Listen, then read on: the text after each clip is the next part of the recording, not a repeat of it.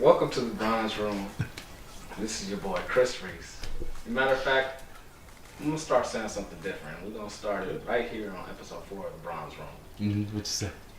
This is your man, not your boy, Chris Reese.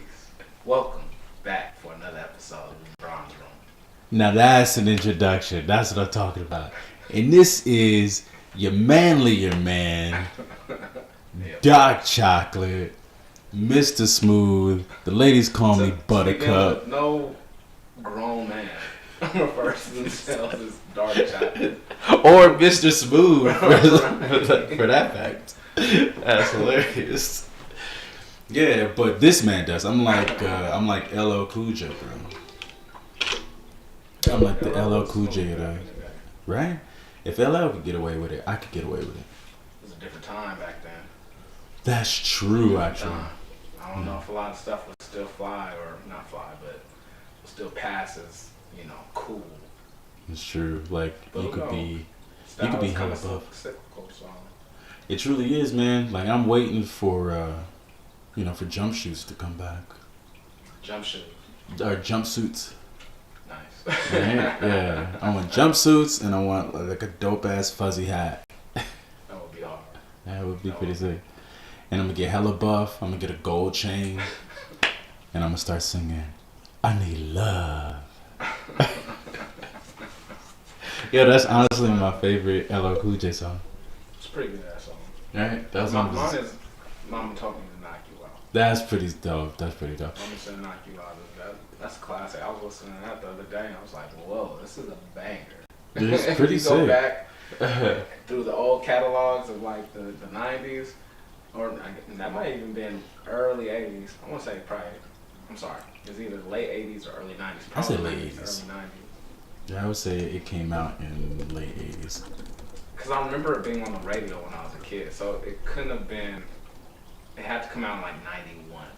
1990, actually. Oh wow. Yeah, so yeah, you were right there. Yeah, I remember seeing in a living color sketch where I want to say it was either Jamie Foxx, I think it was Tommy Davidson. He was pretending to be LL, and he was in the ring because I guess that was a big theme in the music video. And black and white, it was hilarious, at least for a 4-year-old. I thought so. Damn, you were 4 years old. That came out. Yeah. Well, depending on when in 1990 you're talking about. Matter of fact, no, I was 3 of all of 1990. And you were watching this at 3 years old?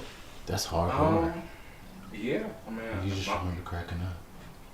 I mean, I was a TV junkie when I was a kid, like junkie. For real? Yeah, that explains why you got into film, I think. Probably, honestly.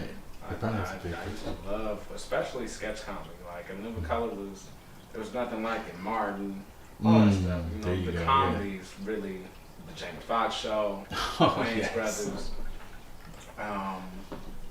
It was all good.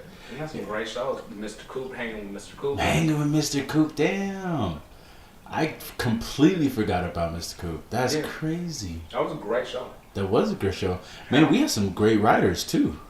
Yeah, I can't name them specifically, but I know some great content. The Steve Harvey Show. Steve Harvey Show, that's right.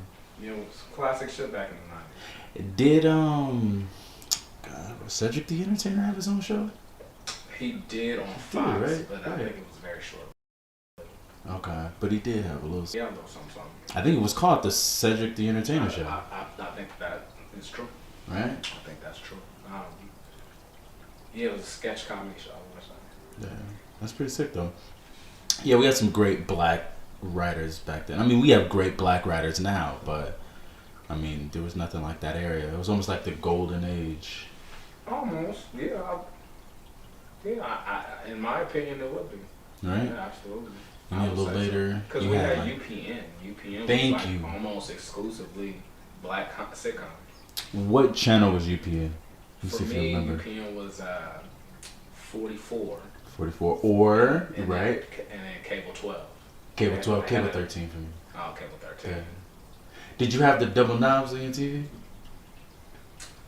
I want to say at our apartment when I was a kid. Okay. We had the double knobs at one point, but I was real young, and I think we might have swapped it out for a different one, a different type of TV. Different model. Yeah. Yeah, that's definitely what we had. We had the one with all of the numbers, like 3, 4, 5, 6, 7, all the way up to like 40. That's old school. Yeah, that's old. I think it went up to like 68, and then on the other one you had the main channels, which was like 1, 3, 5, 7, you 13. You can program it in there so that knob goes accordingly. I'm not sure if you could program it, but you could like it's just whatever came on. It was manufactured channels or presets. Yeah, preset. You had 2 knobs on the TV. Right. One had like all of those big numbers. And right, and then the other one had like which is pretty cool. Yeah. Yeah, so that's how we got to watch UPN was on channel 13, which was and I mean Moesha, the Parkers, all types of shows, man. Like UPN was really for us until it happened, but I think they ran out of money or some shit. Did they? It's kind of hard to believe considering all that content, all that good content. Mm-hmm. But I think BET took over, right? BET was already around, but they weren't really doing TV like that though. I think they were just doing like music at that point. They had like 106 in Park. Yeah. And like. Yeah, you're right. They had Comic View. I know that. Yeah. That was one of my favorite programs on there. Yeah. Maybe, but I feel like BT didn't really get proficient at, or at least known for films or content. Really, their own content outside of Comic View and 106 in Park.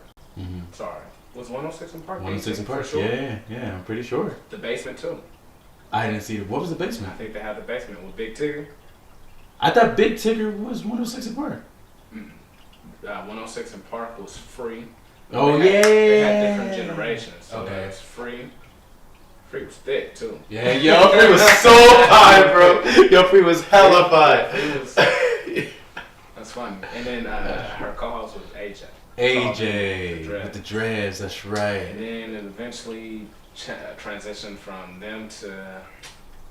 By then, I wasn't really even fucking with BET like that anymore, or at least 106 in Park. But it was like she was like half Latina. She might have been full Latina. I don't know, but I don't know her name. And then it was like a younger dude. I think it was bald. Yeah, I remember the bald dude. I remember the bald dude. And that's who I thought was Big Tigger. That wasn't Big Tigger? Okay. But Big Tigger was the Basement, and they would just show music videos for the most part, and then cut back to him in the studio. Oh, and then he would have a freestyle battle with whoever his guest was. I do remember that. Snoop and, Nelly and all types of shit. Damn. Yeah, that was a classic show. That's beautiful culture, man. I mean, honestly, it was. And then they just dropped off the map so hard with shit that even remotely resembled that. Yeah. I think they transitioned into more television shows, shitty television shows. Yeah, really shitty television. Even shittier movies. Yeah, I agree with that. And I think music videos back then were like exactly 3 minutes. Yeah. I mean, right? Like you could time a shower to that. It was very programmed. Mm-hmm. Yeah, I remember watching Peaches and Cream on 106 and Park, all bro. close-up shots of like peaches in a bowl. Right. Sliced peaches, hella juicy. Yeah. Yo, that shit was dope. I remember that. Yeah. I got some of the best music that way. Yeah. But yeah. Anyway, thank you for this nostalgia trip, bro. I lived there. Yeah. I lived in the 90s. That was the best era, no lie. Yeah. Best decade. Yeah, definitely, without a doubt. But back to the present day, 2022. Sir, yes, sir. We had a lot going on so far in the first month of the year, first 3 weeks, really. It's only the 22nd. For real, can you believe we've only been in 2022 for a month? It's 1/22/22. No, it's 1/23/22. Is it 23? Mm-hmm. Today's the 23rd. Oh shit, my bad. I'm late. That's the Havana Syndrome. Havana? Yeah, the Havana Syndrome. Have you heard about that? No. It's like a neurological disorder that I think was first categorized in like Cuba. It's like I think during like the Bay of Pigs or something like that. I could be getting this all wrong. If I am, I'm so sorry. But I think that's when they had first noticed it's like there was some shit going on in Cuba, but it's a neurological disorder, and it happens around like people who are doing like spy shit. That's all I know about it. Interesting. I'm gonna have to dig into that on my personal time and try to figure out if I am suffering from Havana Syndrome. Is it Havana Syndrome or Havana? Yeah, it's Havana Syndrome. So really what it is it's a set of medical conditions with unknown causes experienced mostly abroad by U.S. government officials and military personnel. They're the ones that are suffering from it, or yes. They inflict that somehow on the population, or they're the ones that are suffering from it. Havana Syndrome. It's directly connected to the Bay of Pigs, or just any spy? I think that's when it was like first recorded. Was when during the Bay of Pigs, military U.S. military personnel, and it's so interesting because some of our military personnel abroad had just been. I just recently read an article. Some of them have been inflicted with Havana Syndrome, and they don't know where it came from. And it's really just like kind of a sudden loss of memory. Yeah, it's categorized by that and a few things. So a sudden loss of memory, there's like some involuntary mechanical movements of your arm, and then you hear like these sounds that kind of sound like a like you're in a car or something like that, like a fast moving car. But yeah, so there's a lot that goes with it. I've been kind of hearing cars whooshing by me. Really? Like, are you messing with me, or? That's serious. You might have. Wait, you being serious? Not at all. I was like, bro. Like, oh, okay. Okay. That's hilarious. That's very funny. Yeah, that's interesting. I wonder if it's a defense mechanism for like soldiers or spies or whoever the fuck that may have gone through some type of trauma overseas. Fighting in wars, a lot of trauma, a lot of emotional trauma. Yeah, that's true. So just fucking forget all about it. But I don't know if it has more to do with people who are like in military, as in like the army, or I think it has something to do with like U.S. ambassadors and like those kind of personnel. You know, the government, they got all types of technology. It probably fucking zapped them with like MIB things. It wipes your fucking memory. Memory is gone. You didn't see none of this shit, nigga. Right. And the only thing in its place is just a whooshing sounds of the cars, right? So every time you try and rethink that memory, that's some wild shit, though. That's pretty wild. That's pretty wild. But correction though, so it was actually the first case it was in Cuba, but the first case was in 2016. So I got some stuff mixed up. Nice. Yeah. So that's interesting. Yeah, but I'm sorry. What were you? So I cut you off. No, it's all good. I think I was struggling to remember whatever it was I was talking about, which is when you suggested Havana Syndrome. And there it is.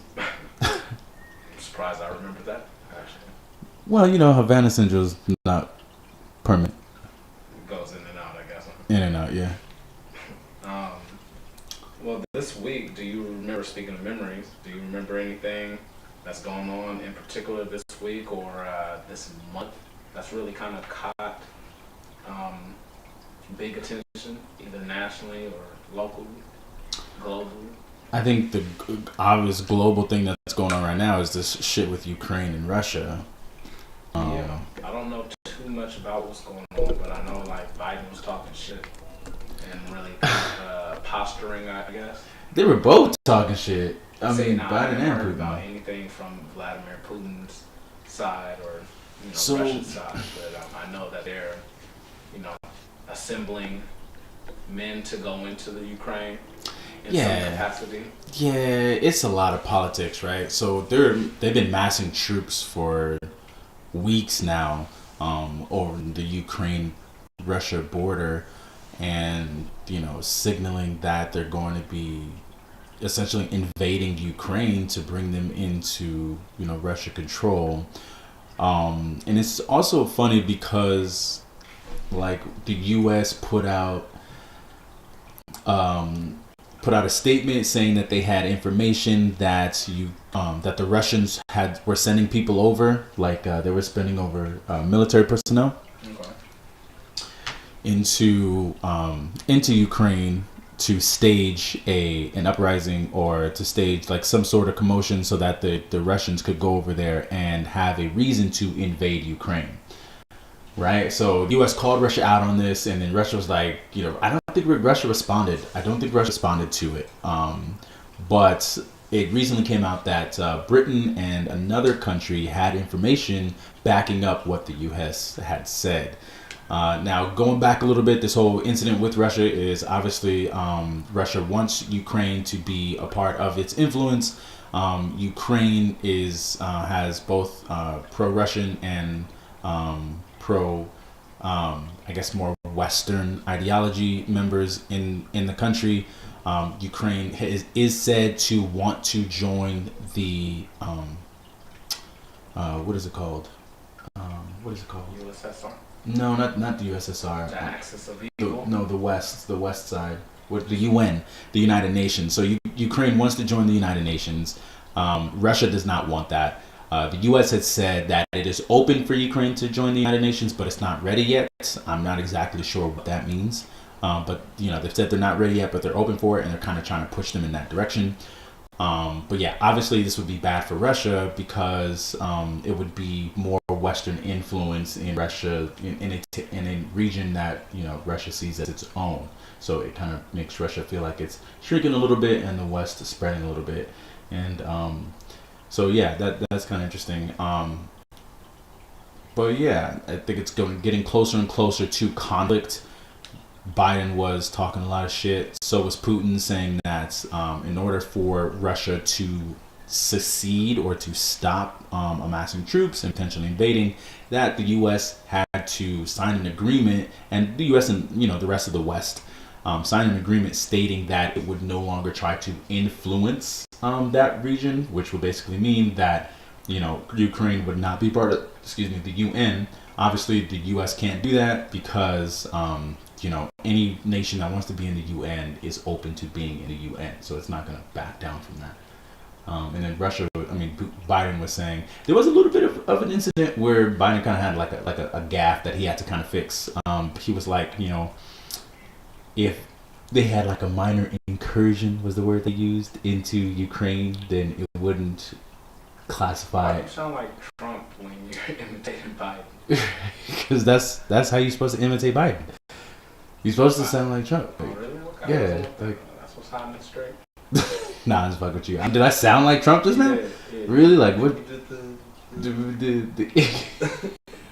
don't know, kind of like, I don't know, it's kind of a flamboyant type of Which part? zhuzh to your voice. The zhuzh. I can't describe it, but it sounded Trump, very Trump. Yeah, I was influenced by Trump a lot. If he's. you're gonna imitate Joe, you gotta sound like half that. For the most part. Okay, all right. So Joe was like, this is my Joe Biden impersonation. Joe Biden was like, yeah.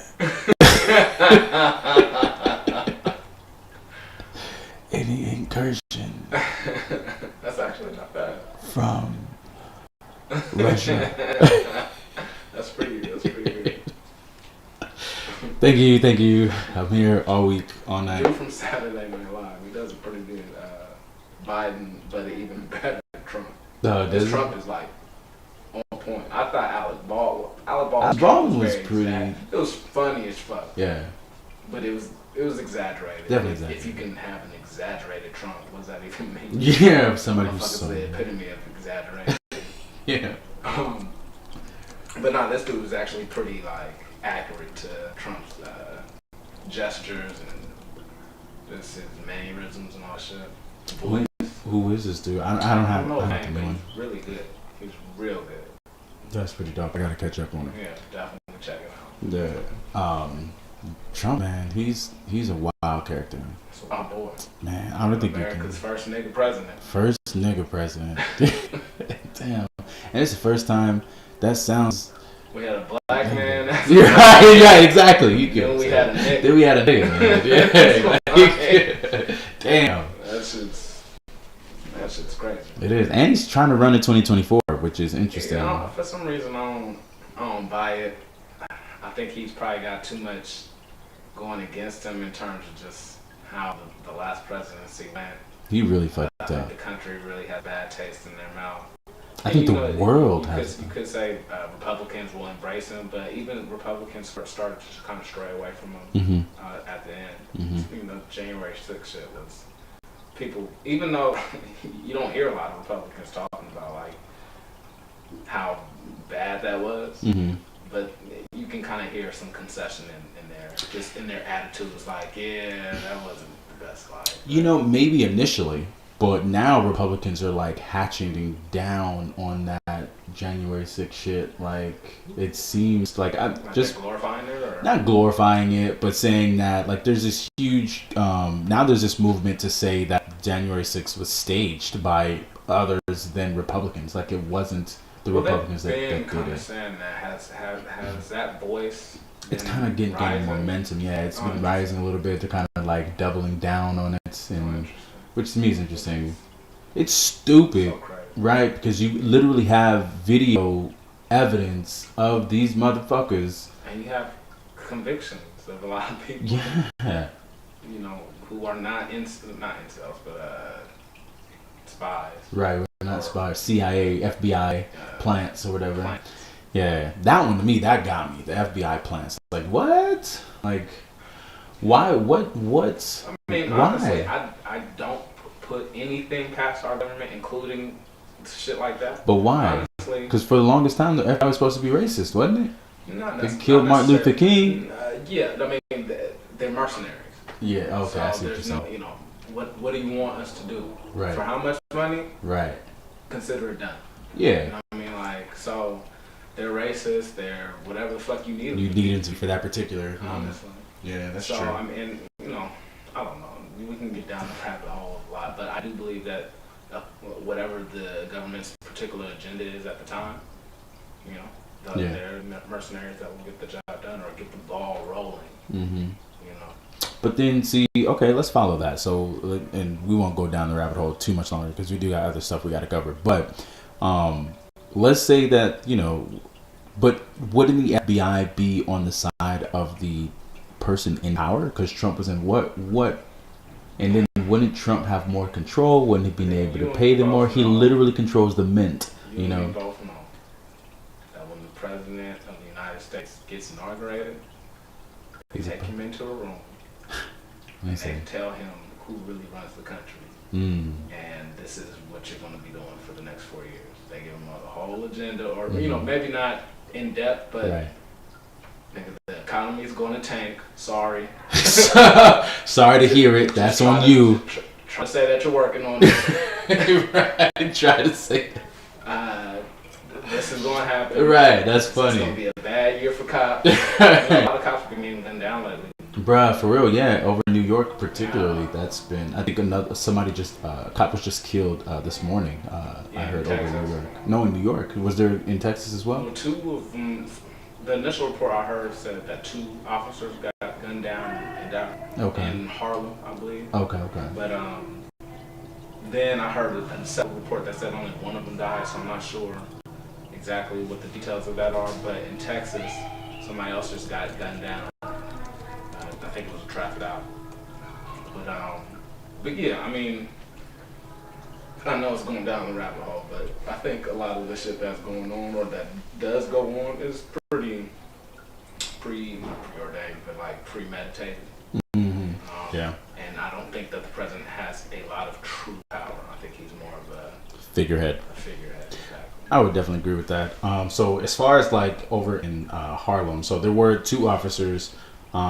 One was, as of this morning, one was named Jason Rivera. He was killed. He was 22 years old. And then the other officer that was fighting for his life at Harlem Hospital early Saturday was Wilbert Mora.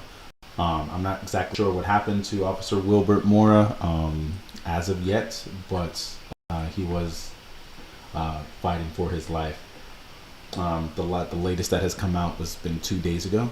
So, you know, we're still... That's super sad, man. Those it is. It sucks. Super young, 22, and the other dude 27. 27, yeah. Very young, man. Yeah, I mean, somebody who's 29, you know, I consider myself young. So to hear that, both of them to be younger than me and to have died. That's 22. 22. You're not even an adult. Well, maybe you become a cop at 18. 18. You can be a cop at 18.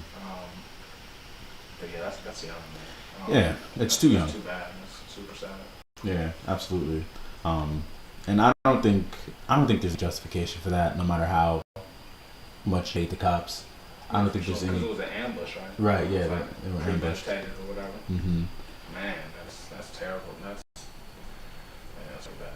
It's really terrible. Yeah. I hate to hear that. Particularly because then it sets, the cop. I mean, God bless these two cops and their families who have to go through this, and any cops that are, shot in cold blood. That's terrible. Mm-hmm. But just like any gang, and I firmly believe that the police force is a gang. They can operate with a gang mentality a lot of times. That's true. So when one gang does something to another gang, there's always retaliation, and that's I see what what you're concerns saying. me Right. the most. So you think there's outside going of to just be people getting gunned down in cold blood, which is terrible, like I've already established, but the get back is always the. You think the police are gonna tragedy. Respond? I mean, to this negatively? Even if it's in just being more aggressive, not even aggressive, but anxious, which is why there's been a lot of killings that have been recorded, particularly. I mean, that's always the defense in court when a cop kills somebody. I'm afraid for my life. No, I felt And threatened. it's So this only is going to up that anxiety that they already have. right. And it's only going to play into their hand for being able to use that. Deaths of more citizens. Right. So. Right. It's just not good all the way around. Yeah, I agree with you with that. It definitely isn't good all the way around, man. I mean, this shit is really senseless at this point. It's just senseless, And the only thing I can chalk it up to is, people are hurt, but I think there's a lot of mental illness going. You know what I'm saying? Like there's people out there that are really mentally ill that need some genuine help. So there was a lady. Crime in LA is going up like crazy. Apparently. Absolutely. So there was a story of a lady maybe last week that got stabbed to death. I think she was working in a salon or at her place of work, and a seeming customer came through and was, I guess, acting strange. She texted her friend like, "Hey, I don't really feel comfortable right now. Something seems off about this customer." And moments later, she was getting stabbed to death by that customer. Damn. Yeah, so I mean, it just goes to your point about there being a lot of mental illness out there, a lot of people who are mentally unstable, and this is with the pandemic and people being isolated for so long, and a lot of people out of work, a lot of people not taking work, but a lot of people out of work.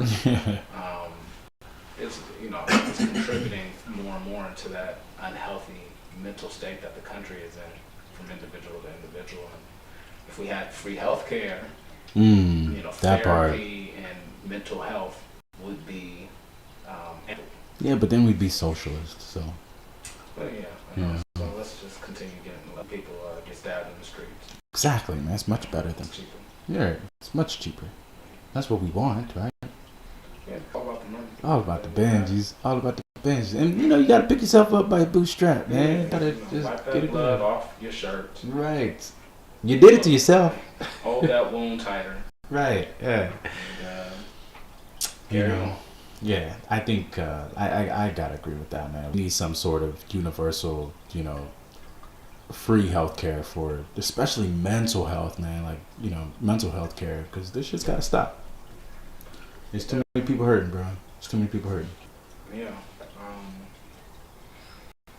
We'll see if the Biden administration will be able to... Bro, they're not getting shit done for the rest of the term. It's done with that filibuster shit. Why so pessimistic? Because, bro, with the filibuster thing, bro, with Joe Manchin's fucking ass, bro, that shit gets me a little heated. And it wasn't even the fact that I for getting rid of the filibuster, I haven't even given enough thought into what the ramifications would be if we got rid of the filibuster, and probably what would the retaliation be by the Republicans. However, that nigga Joe Manchin bitched out, bro. We had an opportunity to get a lot of stuff done this term. Is it just him, or is it also? It was him and another woman. Cinema, Christina, or just but I don't know enough about Kristen. Yeah. Cinema. I don't know. I don't know her name, but I do know it was another senator from Arizona and a senator from West Virginia. Okay. Yeah. Holding things, and nothing's getting done, man. It's not gonna happen. I truly wish that I was at a point where I could say that I'm genuinely surprised. Right. Yeah. But my naivete has walked out the door a long time ago. I think it's pretty foolish for us as a population that claims to be educated to keep expecting something out of this political theater that we call Congress, and all of it, really. But maybe gives us a sense of security. It's a security blanket, You believe, you feed into it, because what else do you have? You're exactly. You know what I mean? And so, but I've come to terms with the state of things. Of course, they want us to all hang on to hope about things that would really make a huge difference in this country, like healthcare, free education, etc. But somebody's always got to play the heel in WWE, in the world of entertainment. Yeah. Somebody's got to play the heel. Yeah. So let's make you two Democrats, for absolutely no reason, just fuck everything. Right. Yeah. Keep everybody on the edge of their seat. Right. Keep them watching. And then feed into the prospects of 2024. Right. Yeah. There you go. Maybe in 3 years we can get it. Mm-hmm. Not this term. We didn't win this term. Maybe in another 4 years after that. Right. Yeah, it's fucked up, man. I don't know exactly what Joe mentioned or that other senators. Well, she's from Arizona, so I can only make assumptions. But I don't know what their exact reasonings were. But we had there was an opportunity for the Democrats to basically overhaul everything that needed to with the removal of the filibuster. They could have gotten a lot of work done.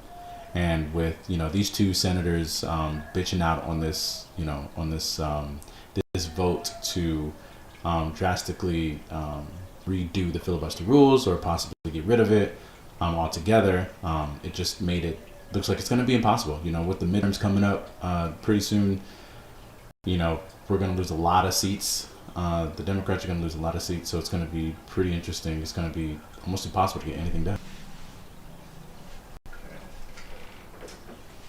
But let's see how everything plays out. Yeah, I mean, in midterms are when? Are they this year or are they next fall? Let's see. Midterms are 2022. Yeah, and then 2023 too. Yeah, so they'll be this fall, the upcoming year, this November. This November. So there's always 1 year after the president. Well, I guess it's technically 2 years. Technically 2 years. So we're in the second year now. It's close to 2 years. So the first year, they always try to get something big out. Yeah, that's what they try to do. The Build Back Better plan, whatever. Right, to make it look like they're doing something. Yeah, so then by the second term, the second year of their term, the new congressional class, they run for re-election. Yeah. Interesting. Yeah.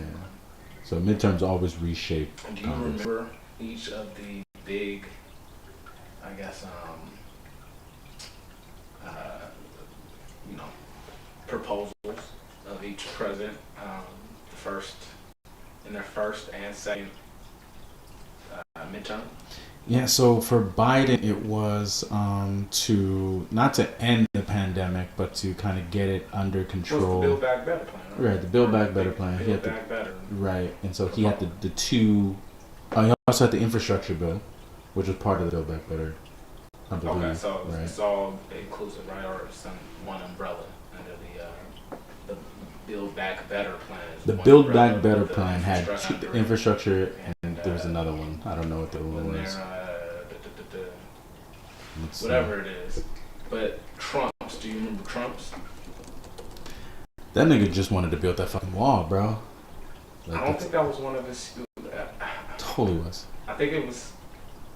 I think his huge, like, his main act, so to speak, in his first term or his first year was the tax plan. They did a total restructuring of the tax plan. Did they? Yeah, which I believe worked in favor of the rich. Okay. Yeah, I was not fully aware of that. Yeah, and then Obama's was I believe it was gay marriage. Really? His first term. Yeah. Okay. Yeah, I do remember. You know what? It might have been his second term because I think it was 2012 when they passed that. Okay. His first term, shit, he was up to his knees in shit creek with the recovery. Oh, kind of like we're going through right now. Yeah. Interesting. Very, very interesting. But yes, the recovery. So him just I guess paying back all the banks. Well, not paying back all the banks, but letting all the banks off for the recession that they kind of got us into, or absolutely got us into. So I always thought that it was the Democrats that put us into like debt or recessions, and then it was the Republicans that get us out, or is it the opposite? Typically, I think statistically speaking, Republicans have, when they've been in office, the deficit has gone up faster than when Democrats were. Because what Clinton did, which is the reason why a lot of people liked Clinton, was he balanced the budget. Yeah, that's what made him so popular. One of the things that made Clinton. And ever since then, it's been a shit show budget-wise. We had the Iraq War, or Iraq. I just learned that it's Iraq, not Iraq. It's Iraq. I think I probably knew that, and I just was like, I'm gonna say it how I want to say it. It's Iraq. It's Iraq. I mean, potato, tomato. Anyway, the Iraq War racked up. That threw our budget completely. Our budget did a tailspin. It did a tailspin. Yeah. And Obama with the recession, I believe we went deeper into. So he got us kind of. Democrats, he got us out of. For Obama, were responsible for balancing the budget more than the Republicans. But so Obama put us deeper into debt, but he definitely got us out of. Because he had to give us the stimulus, right? The stimulus checks. He had to bail the banks out. Yeah, that's true. That was really controversial. Him bailing the banks out. Yeah, it was. Yeah. And some apologists, I don't like to use that word. I retract that word. Some, people, proponents of Obama. I guess they say that he had to kind of do it. I mean, we were fucked up. Yeah, recession-wise, like the whole country. People lost homes by the millions, I believe. Was that many? I was so young at the time. I was pretty young. But the gravity of the situation seemed like millions of people were losing homes. Okay. There was massive unemployment. It was not good, so he had to do something. Kind of like this pandemic put us into. Interesting. Funny. Remember how we were talking about fashion being cyclical? Yeah. Something tells me that that's not the only thing. That's cyclical.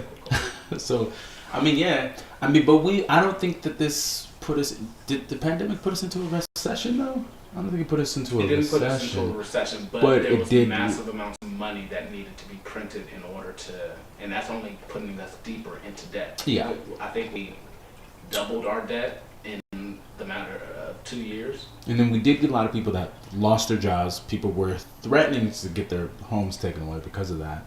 Yeah. Not as bad as the recession. Not as bad as the recession. Especially because this was more self-inflicted in terms of printing money. It's just sending us into inflation, which will eventually, if we don't steady the ship, lead us into some very bad economic times. Right, and that's what Right we're now, kind of. it's going okay. Well, we're starting to feel some of the effects of inflation. I mean, we saw gas. Prices are going up. Yeah, Gas is up. California's fucking sucks right I'm now, to the bro. grocery store right Yeah. now, and you know, I eat a lot of fruits and vegetables, and my fruits and veggies are They're a little more expensive. I care to pay. Yeah, for me, it makes its biggest appearance in the gas, like in gas, because you know usually I'm paying like for my car, which is a complete fucking gas guzzler. Takes like $70 to fill the tank, and now it's at like it takes like almost $90 for one fucking tank. Yeah, which is crazy. It's stupid, but yeah. Interesting. So gas right now is like five something a gallon. I mean, it's our really gas high. Right around the corner is only $4.60. It might You be talking about the Shell? The Shell here? It might be $4.70, but I believe it stays pretty consistent around $4.50, $4.60. Okay. Which is really fortunate because I've been hearing that everywhere else is like $5. It is, yeah. $5 plus. I was going to the Mobile, which is down the street, 2 streets down, which was at one point it was around like $4.50. It was pretty comparable to Shell, and I don't remember why I stopped going to Shell because that was my gas station, and I switched over to the Mobile. Yeah, and then just recently it's just at like $5.30 something. Yeah, it's pretty high. So I know Biden's approval ratings are kind of plummeting because of inflation. Still higher than Trump's? What was Trump's at the end of his term? Was it like 30%? 30 something. Was it 30%? Something around 30%. Yeah, that's fucking low. It's pretty low. I think he had the lowest in a really long time. Yeah, that's really low. Yeah. Couldn't have been lower than George Bush at the end of his second term. No, George Bush actually finished pretty high. I doubt it. No, I was looking at some of the numbers. Hold on, let me bring it back up. Yeah. I would be very surprised. Because even Republicans was like, yeah, it's fucking up. No, his was let's see. Yeah, so it looks like presidential approval rating George Bush in 2009. What was that, like 75%? Hold on. Maybe those are the wrong numbers. Really? That doesn't sound right at all. This is from Gallup. At that point, we were already going into a recession. Like a deep recession at that point, I believe. Let's see here. So, okay. All right, so it looks like George Bush job approval rating summary. So 2001 to 2000 time, his term average was 49%. His first term average, no, you're right. His first term average was 62%. His second term average was 37%. So it was pretty low. But did Trump hit 30? Let's see what Trump's was. I can do A to Z in this bitch. That's Yeah. I'd be surprised if Trump was worse than George Bush. Although I feel like I did hear that statistic, I kind of don't believe it was at 30. Trump was 34. Okay. So it was worse. 3%. But compared to George Bush's 39? 37. 37. Meaning about 3 points. Yeah, about 3 points. Suck it, Trump. That almost sounds like suck it, Trump. Because Trump's a Trump. I don't know. I'm just kidding. I mean... Trump was terrible. I'm just kidding.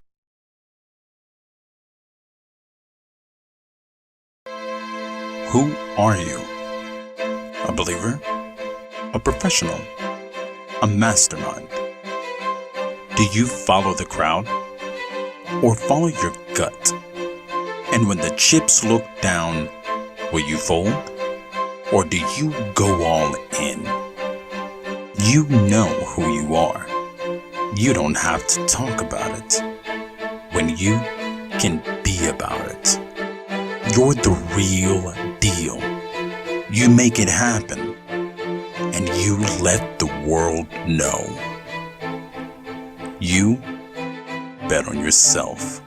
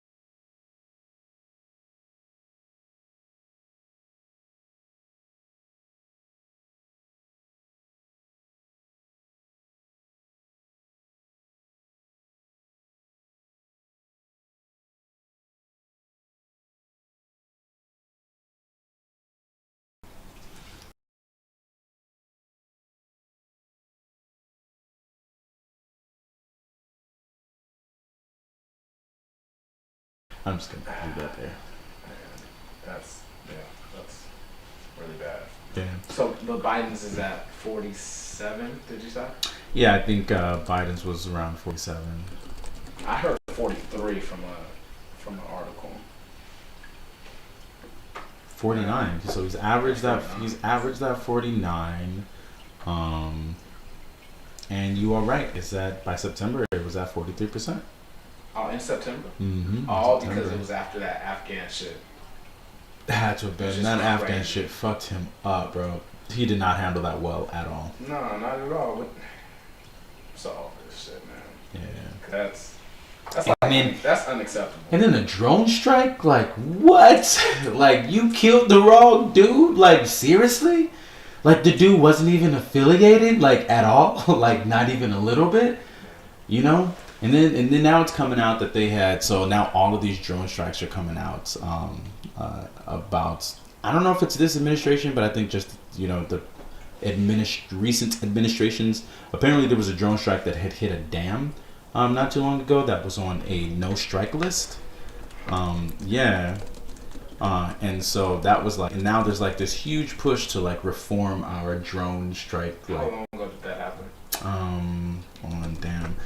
So that happened this was 4 days ago.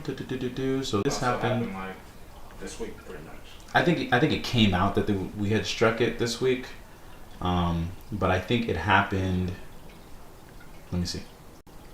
So I think it happened in. Oh well, none of the articles that I'm finding are giving me exact dates. That's fine, but it happened. Right, it did happen. Oh, so it happened in 2017. So it was. That we struck a dam. That we struck a dam, and it killed like, you know, it killed. Let's see how many people died. Energy storage structure. Blame the U.S. for the strike. Using a 2,000-pound bomb. So I don't get any numbers on how many people actually died, but you know, they were warned not to do it, that it would cause a significant amount of casualties, but they ended up doing it anyway. Warned by who? The government, the Afghan government. Yeah, no, not only their Afghan government, but their own military was warning them that the dam was on a no strike list. Right. So the president okayed it, I guess, above other military officials. So Task Force 9 was, I guess, the task force that authorized it, and they deemed the situation an emergency situation, so that's why they struck it. But it was on a no strike list because of the amount of casualties that it could possibly cause. Yeah, that's crazy. Yeah. Yeah. We'll see if he can right the ship, huh? We'll see, man. This Russia shit might pull him out of the gutter, approval-wise, maybe. Maybe. And is that the plan? Now that I'm thinking about it, right? Since we're connecting dots. I do try to project into the future. I'm going to say that this is probably going to lead to something. This is just shots in the dark, honestly. Yeah. But I think there's going to be fiction conflict. of U.S. history, I'm going to say that this probably leads to something at the end of Biden's administration. Really? Yeah. Interesting. And then the next president is going to have to handle it. Interesting. We're going to get into some shit, and then we're going to be ready for a change. Like, oh, he's fucking up our relationship with Russia, or he's fucking up the war at that point, but it'll be right at the cusp, and then it'll be a handoff to somebody else to pass the buck. Interesting. I'm willing to see that out, see how that turns out. Yeah.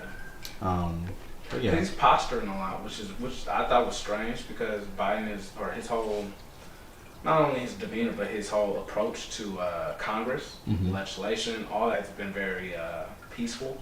Been very let's compromise or let's work together. And with this Russia shit, he's like kind of posturing. But isn't that part of it? Isn't part of that because Trump was so easy on Russia? Like, doesn't his stance has to be hard on Russia? Like, he has to come out as being like tough on Russia, because the previous administration was so soft on Russia. Like, Trump was so buddy with Putin. Necessarily, but not necessarily. I don't think so. Okay. It makes sense, but I think you can handle it differently. Yeah, I agree. You know, just hit them like we hit Russia with sanctions like twice a year, every fucking year. Yeah, it's like your annual gift. Like, hey, exactly. Russia. So there's no need to posture more than usual. Well, I think because the U.S. really wants Ukraine. Like we want you. We're not. Ukraine's not. Yeah, we're pretty horny for Ukraine. Mm-hmm. We're not. Ukraine's not ready to join the UN. I still don't know what the fuck that means, right? But yeah, I think it's the fact that we don't want Russia to have Ukraine. Yeah. You know. A little jealousy going on. Yeah, exactly. It's like a high school drama. It kind of is, man. But you know, I think there's strategically, militarily wise, it'd be a good place for Russia to have. I don't know what other resources are there. But it would be ideal for Russia to have Ukraine, for Russia, but and then again, it would be ideal for us because it's obviously a more pro-Western country in that region. For it to be perfectly red, white, and blue would be. Yeah. Well, I know that Russia, China, and Iran have been. Iran, but it's okay. Have been like. They're all being bad boys at the moment. I think we have beef. And North Korea, but they're so like. Nah, you hear about that new missile that they had successfully? I think they have their first like ICBM or something like that. Yeah, but I mean, come on, like they're not doing well economically. Like with a company or with a country that's not doing well economically, at least as. But Russia's not doing well economically. But North Korea is very unsuccessful economically. Mm. Like they're like super poor. Their whole population is fucking dead poor. Mm. Like it's very bad over there. So where are they getting the money to build these? I think through like alliances, like Russia. So which is a lot. That's not small potatoes. But I don't. But Russia's doing pretty rough too. Like their economy is like because they at least have industries. I don't think North Korea has one industry. Okay. What industries does Russia have? I think they have oil. They have oil. I do know oil reserves. Yeah. And that's all I know. But as we know about the Middle East, you can have a whole booming. You can do a lot with oil. Yeah. So yeah, and they have nukes. So.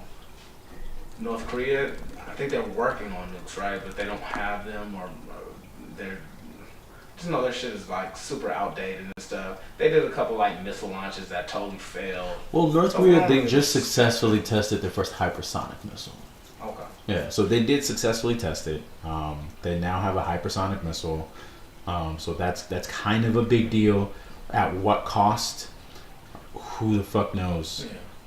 To their country, but maybe it puts them on the in a more significant place than before on the world stage. So maybe they have some sort of negotiating power now. Yeah, probably. Now that they have a hypersonic missile. 100%, I agree with that. Yeah. But yeah, you're right. And if they align themselves with Russia, Iran, China, like we don't need no extra problems outside of those three. Already. I wouldn't say juggernauts, and I wouldn't see Iran. Well, China's a for real juggernaut. Yeah, China's not say Iran, but definitely anybody with nukes is a problem. Yeah, absolutely. Yeah. And to answer your question about Russia, I mean they export quite a bit. So iron and steel, cereals. The fuck? They export cereals? I hope I'm not getting Trix and Kellogg's from Russia. I don't know what that means, so I should look more into that. But they also export machinery, nuclear reactors and boilers, and then wood and articles of wood and charcoal. So, I mean, these are exports that they have in the billions. So they do have, I guess, a bit of money coming in. Yeah, they're a huge country. They're a global superpower. Well, I mean, I think so. I remember learning in school, fucking a billion years ago, that like there were 5 superpowers on the globe: the United States, the UK, Russia. I believe China might have been on that list. I'm sure they were. And I don't remember who the 5th one was. Maybe Germany. But yeah, like Russia used to be well respected only 20 years ago. I believe they still are, not only because of their nuclear capacity, but also because they actually have an economy. They do. Now, now it gets restrained a lot by our sanctions. Yeah. Which is, why I'm saying, like, we've always put sanctions on them. It does hurt them. They don't like it. So for us to posture more than usual in this instance is peculiar, and it's worth, like, you know, reflecting on and seeing, like, okay, what's really going on. Yeah. You know. Do you think there will be some sort of conflict? It's hard to say. It really is. But I mean, if I am going to project, I think it will be a slow burn. You know, like but with sanctions though, not like a physical conflict, like not like. No, I think it will. It could potentially get to physical at the end of the administration. But I think if it does, I think it'll be through proxy, right? I don't think the U.S. and Russia. Because NATO, I think, is really it's going to be the opposing force, right? Against, and not Russia, not the U.S. specifically. Not the U.S. specifically. Yeah, and I think the U.S. is arming other nations or approving Ukraine's. How do you say this? Armorization, that's not a word, but you get what I'm saying. You're approving Ukraine to be armed by other nations, by like proxy nations. So then we're not like physically arming them ourselves, but it's essentially come from us. I mean, honestly, it'll probably be if we're expecting the Ukraine to hold their own without anybody else's help, and say we do give them supplies or whatever, I don't think they expect that to be actually successful. Yeah, I don't think the Ukraine can. I think they're probably a speck on the map compared to Russia's firepower. Yeah, true, but like, you know, Russia has a pretty, Russia has a good population of people in Ukraine, so I don't think it wants its own people, you know, being fired upon. I mean, then again, you can't put that past the USSR. They killed more people than the Nazis. Right. In World War II. A Really? lot of their own people. Really? Yeah. I didn't know that. A lot of their own people. I did not know that. A lot of genocide that was going on. Wow. Stalin. Yeah, Stalin was an evil motherfucker. Yeah. That motherfucker was pure evil. But You were saying. I was saying that. Fair enough. Hey, it's 2022. Things have changed, right? Well, hopefully, hopefully not apparently according to your sarcasm. Yeah, exactly. Not according to your cyclical theory. But I do say that if Russia decides to try to invade Ukraine, there is an argument for Ukraine to hold their ground using guerrilla tactics. Possibly. You know, I don't know much about Ukraine. I kind of spoke with assumptions. Okay. But just given Russia's manpower, firepower, etc., plus the fact that you said that I think half the country is kind of like fucking with Russia. Mm-hmm. So they probably won't give up much of a Well, I don't know about half the country. I know Crimea for sure. Left. Remember when the U.S. left and we supposedly had U.S. trained Afghan military that was going to fight against the Taliban or whoever, Al Qaeda. Yeah. And they kind of just gave up. They was like, okay, we with y'all. So Ukraine might be very much the same. Yeah, it could at least half their country. It could be. I think a huge part of Crimea is Russian. Has a very large Russian population, and that's like. Yeah, and they took that country in like. That was a part of Ukraine. Half a day. Yeah, that was a part of Ukraine. Yeah, you know? So they could do it very easily. Yeah. So. Yeah, it was like half a day, wasn't it? Like that happened so fucking quick. It was like y'all ours now. Yeah, like you with me now. Right. And then, but I think most of there were a lot of people in Crimea that voted for that. Like they were wanting to be a part of Russia, and so there's a lot of political forces. It's way too complicated for my pay grade. I don't know enough about it, but above both of our heads in a major way. But it's fun to talk about. Or from the outside looking in, not with a microscope. It seems like, in my opinion, that we're posturing for no reason. Although Ukraine would be nice to have on our side, I don't think that's realistic. Yeah. Because I don't know. I don't see Ukraine wanting to because if they do join NATO after the NATO, that's going to cause a lot of tension between them and Russia that didn't already exist. It's tension now. Yeah, but they'd have more protection. Possibly. You know, not just military protection, but like sanctioned protection from the rest of the world, the Western world. I don't think Russia gives a fuck. They keep. But you just said it hurts them. It does, but they haven't stopped getting them because they keep their habitual line steppers. Yeah. Like it's like that bad kid that you gotta keep putting in timeout. He keep doing the same shit. He not gonna stop. He not gonna stop. Tell you whoop his ass. He not gonna stop. Right. Yeah. So honestly, I really don't think they give a fuck. I Yeah. think like taking Ukraine would just be, oh, we got more sanctions, of course. We'll go to timeout. But at least we got Ukraine now. We got all the resources. Yeah. You know what I mean? Like, Yeah. No, you're right. Plus, you have to think about geographically where Ukraine is located. They're in very close proximity to Russia. So if they were to join NATO, like the retaliation is right next door. You just pissed where you ate it. You know what I mean? Yeah. Like one thing I make sure not to do. I try my best to avoid is conflict with my neighbors and the people I work with. Because I gotta see them every fucking day. So geographically speaking, that would not be. There's a lot of reason not to join NATO. Yeah, that's true. Although you would have their They help, want to join NATO though, bro. They want to join NATO. Too close to Russia for that not to like. For them not to be like. For them not to expect some type of like. But I think it's just that Ukraine wants to be independent, and as long as Russia's alive, you know what I'm saying? they're not gonna let technically Ukraine. They're not independent right now. They're not independent. Like, I mean, sure, they're independent, sure, by like principle. You know, you feel me? Like, if they were so independent, they wouldn't need so much assistance. You know, they're independent by principle, right? So they're sovereign at the moment. You know, but they're not necessarily independent. But see, man, like you said, they have a big Russian population, so that in my mind automatically warrants a lot of loyalty to Russia. Not necessarily, man. Maybe not necessarily. But Yeah, not necessarily. I feel like it's like the Taiwan situation with China.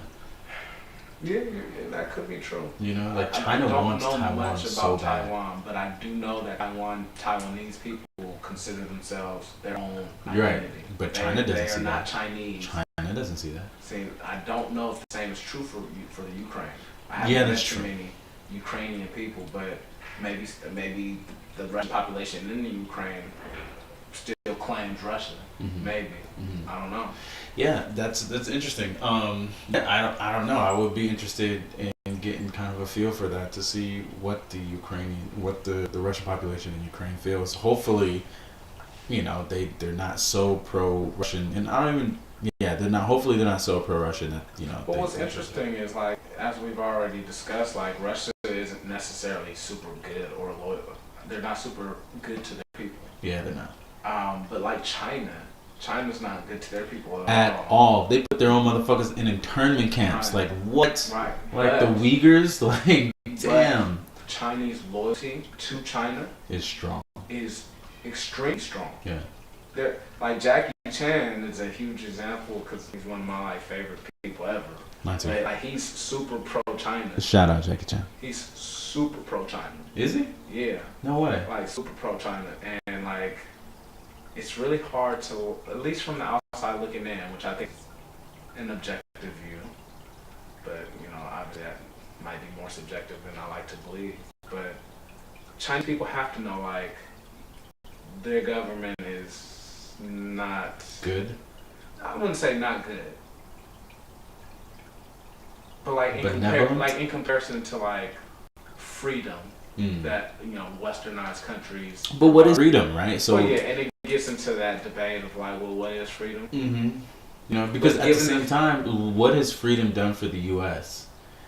Freedom is shitting on the U.S. right now. Like, freedom is the U.S.'s worst fucking enemy to a degree, you know, because there's so much conflict, so much division right now. Like, everyone's free to literally think whatever the fuck they want to think, and that's causing a lot of issues. It blurs the line between fact and fiction. Very true. You know? But how many people actually would trade that freedom in for peace or. I wouldn't be so quick to solidarity. judge that. Maybe in America, we think that way because freedom is our thing. Well, that's what I'm saying. You know what I'm saying? From an American point of view, the shit that the Chinese people are going through is the antithesis of freedom. Mm-hmm. What I'm guessing you're asking is like, at what cost? Mm-hmm. And maybe to them it's like, sorry, I didn't mean to cut you off, but maybe to them it's like, yeah, we'll take this. Maybe to them they don't see chaos, they see order. In America there's a lot of chaos. It's very chaotic. But we're willing to pay that price for our freedom. For our freedom, whatever that means. Yeah. And that's a good point. I wonder if they rationalize that, like, exactly, the trade, or if it's just like just going along with whatever the government is because we fuck with them that hard. You know what I mean? Like, I fuck with China. I don't give a fuck what they doing. Right, exactly. Yeah, no, Chinese, my Chinese, that's me. Right. Yeah, absolutely. So that's interesting. Maybe that is it. Maybe the nationalization is so strong there. Yeah, which I think is really. It's really, I wouldn't say it's special, but it's really powerful. It's really powerful. Like here in America, we don't have the loyalty, not as a whole, to our government. If we go to war with Russia, half the country's probably going to disagree with it. Half the country's probably going to be with it. Versus China, like, go to war, 100% of them are with it, on board. There's no Russia too, though. dissent. And yeah, I would say Russian Russian loyalty is pretty high. Why I'm actually bringing it up. Yeah, is because they're very similar in that light, and which, like I said, it's very powerful. Yeah. And I wonder, like, and maybe it's because there is so, and maybe it's propaganda, right? So maybe because there's so little freedom that they are able to control the media. Like China has 100% control over its internet. Which is why I was asking, like, well, is it a rationalized like maybe it's trade a brainwashing. of freedom for peace, or is it just propaganda, brainwashing, conditioning to that way of life? Yeah. Are you into anime? No. No. I'm not. Okay. So you've never seen at all? You don't have to add the at all to the end of it. But people who are into anime like hardcore, it's kind of weird to me. Why? Because it's a cartoon and we're grown ass people. You know what I mean? Like, I fuck with The Simpsons. Pretty hardcore, to be honest. No. Anything you're about to say, you are not allowed to say it, nigga. I fuck with Family Guy, like that. But anime people seem to be like, that's all they watch. But like, This Is Us, I don't give a fuck about them. I'm about anime. Brooklyn Nine-Nine, I don't give a fuck about that. I'm about anime. And it's just odd. It's odd to me. Okay, alright, I got you. I mean, I'm pretty hardcore into like a few animes like Naruto, like One Punch, like Dragon Ball Z. Right. And I get the Dragon Ball Z shit. Hunter that's by some Hunter. gangster shit, right? Dragon Ball Z is gangster as fuck, It's bro. gangster. Yeah, So I get that. And you know what? Maybe I need to give, because Dragon Ball Z was the shit, bro. Dragon Ball Z was dope as fuck. Hey, plus there's some dope animes out there, and there's some sexy ass animes out there too, bro. And I'm not talking about like that hentai shit. I'm talking about like there are some animes that have dope storylines and action and are sexy as fuck. Are you talking about like the story itself is sexy, or are you talking about like the characters are sexy and the stories are sexy? Okay, and so both. This goes back to my I fuck the storyline and the character. It seems like there's always that element somewhere in the mix of an anime. It's strange. You know what I mean? Yeah. Strange. Because it's a cartoon, so like it just doesn't compute. Not that it doesn't compute. It just doesn't seem right to me. Because it's a cartoon, nigga. But don't tell me that you weren't like when Bulma, like there were scenes when Bulma's top came off. Bruh, in Dragon Ball Z when you were a kid. So I was never a Dragon Ball Z fan. Okay. I respect it. Okay. You know nigga, but there are. I'm telling you, there were cartoons when you were a kid. Were like, damn, that's fucking hot. Come on now. To be honest, yeah. To be honest. All right, so I got one. I got one, and you hold on. Before you say that, I got one that you cannot deny, bro. I got one that you cannot I deny. already know. You must say. Sailor Moon. No. But they were. Exactly, bro. Exactly. Right? That's what I'm saying. Like to middle school kids. Like that was their core audience. Like, hey, yeah, like gateway porn. exactly what it was. I was like, oh, what's that? Oh, what's that? Like, you feel me? Like, yeah. Crazy. Yeah, but what were you gonna say though? Now I'm curious. I was gonna say Jessica Rabbit was hella sexy. Oh, Jessica Rabbit was hella. That's so pure of you to say Jessica Rabbit. Is like, it pure? That's pretty pure. That's Jessica Rabbit versus Sailor Moon. I mean, come on. Jessica Rabbit had like a lot of cleavage. Yeah, that's true. A lot of cleavage. She was hella curvy. Yeah, she was though. Was, you know what? You know one like, thing? I thought you were sexy. talking about. What was it? Is it Lola Bunny? I thought you meant Lola Bunny was hella hot though. Yeah. But yeah, no. Jessica Rabbit. That was from Who Framed Roger Rabbit. Yeah, Roger Rabbit's wifey. Yo, she was way too sexy. She was way too sexy for him. Way too sexy for any of us, bro. Well, really. You know But what I'm saying? for him in particular, Yeah. like, whoa, how did he pull her? Right. Yeah. This is crazy. That's because he's a rabbit, bro. He got that thumper. I guess so. You know what I'm saying? I guess so. Sometimes you gotta pull out the thumper, bro. Sometimes it's not about your swag, but it's about the thumper that you got in the bag. You know? Damn. It's about the thumper you got in the bag. That's what it is, bro. Yes, sir. Yes, sir. Know what it feels like to have a whole. So Jessica Rabbit was so sexy. I was like, no, listen, I'm joking, but I think it's funny. If somebody was really into Know what it feels like to have a whole lot of bottled up potential nagging at you like a low-grade fever as your behaviors get in the way of your best interests. Your path to living your best life requires not that you change who you are, but build an external environment around you that manages all of the stuff that gets in your way for you. Here, you'll create a collection of tools that are custom tailored to meet your needs and coalesce into one custom-built personal app. And no tech experience is required. System status, powering on.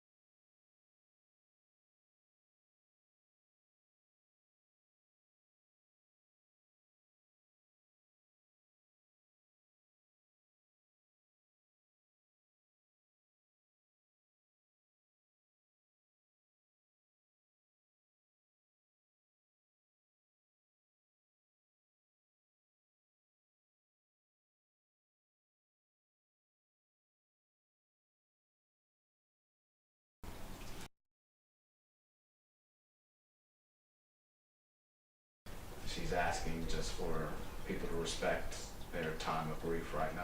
Yeah. So my heart goes out to her.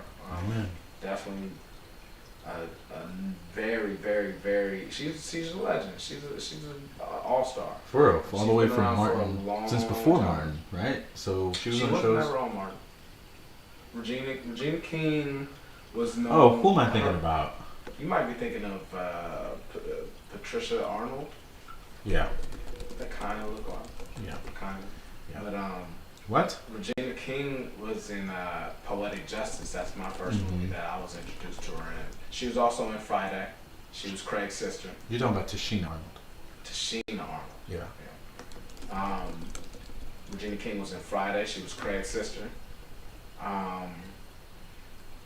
She was in Watchmen. She recently came. She was in Boondocks. She played Riley. She played Riley in Boondocks, which was my favorite cartoon character of all time. She played that. She did that voice so well. Yeah, y'all niggas is gay. Right. She did that so well. Yeah. Yeah, she's an all-star. She's an all-star. Yeah, she really was. She was in Friday, like you said. She was in Boys in the Hood. She won an Oscar for If Beale Street Could Talk. She was in Watchmen. One Night in Miami. My favorite movie of hers so far has to have been The Harder They Fall. If you haven't had a chance to see it, please see it. Like, that movie is hard. It's beautiful. It's a beautiful black movie. The writing is incredible. The cinematography is on point. The music is great. And the acting is phenomenal. Shout out to Idris Elba. Shout out to Regina King. Everybody else who was in that movie. It was just a phenomenal movie. But Regina King, man, her part was beautiful. It was beautiful. She played a great part. But yeah, so getting back to her son, he was only 26 years old when he died. He did commit suicide. Absolutely. His name was Ian Alexander Jr. He was Regina King's only child. Regina King did, like you said, put out a statement, and she said, "Our family is devastated at the deepest level by the loss of Ian. This is what her family said. He is such a bright light who cared so deeply about the happiness of others. The family is asking for respectful consideration during this private time." And so far, no further details were released. So his birthday was January 19th. He was a musician and a DJ.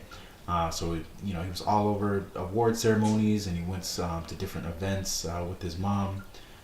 But yeah, so not only do we want to give our hearts and our prayers out to Regina King, but it is a good opportunity to raise some awareness for not only mental health but for suicide. It is the second leading cause of death in the United States among those aged from 25 to 34. And it's also the 10th leading cause among adults in the United States.